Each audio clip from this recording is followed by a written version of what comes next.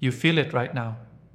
This crushing weight when the ground shakes beneath you, when the market tanks, when your vision is attacked not just by competitors but by fate itself.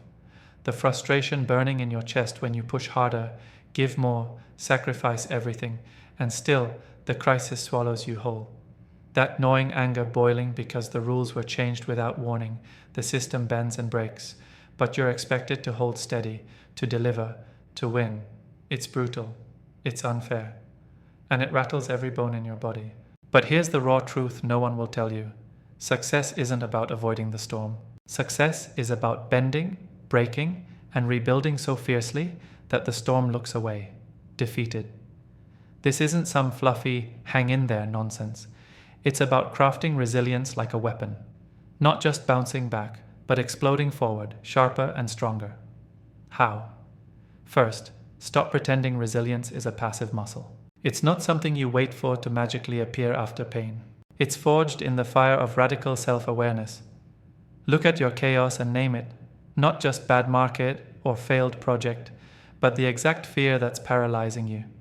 Pin it down with brutal honesty, because once you name your fear, you rip away its power. Next, weaponize your failure by rewriting the story you tell yourself. Everyone talks about learning from failure, but nobody talks about hijacking that failure, turning it into your fuel, your manifesto to smash through every boundary.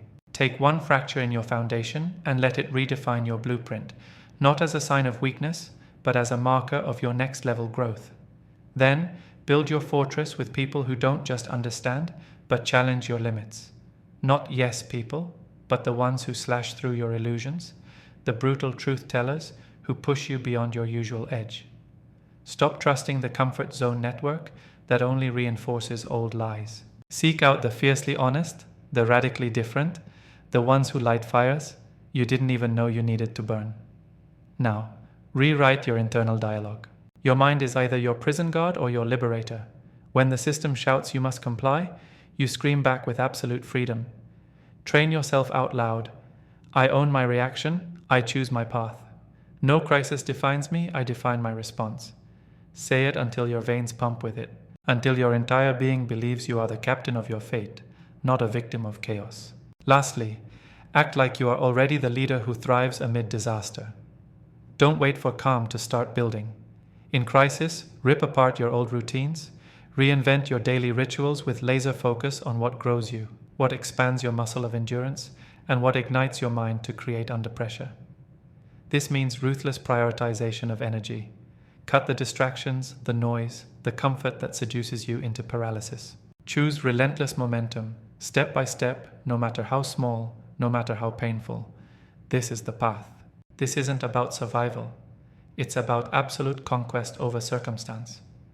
Those who rise are not the ones sheltered from hardship. They are the ones who become the storm, unbreakable, unshakable. Those few who dare to build resilience in crisis don't just survive history, they make history. So silence every voice that tells you otherwise. Deny the system's script. Own your freedom to fail, to fall apart, and rise up again.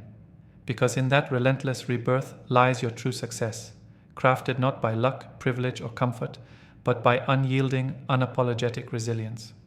Right here, right now, choose to become the force no crisis can stop. Choose to define success on your terms, no matter what the world throws. This is your moment. Take it, not someday, not when it's easier, but now.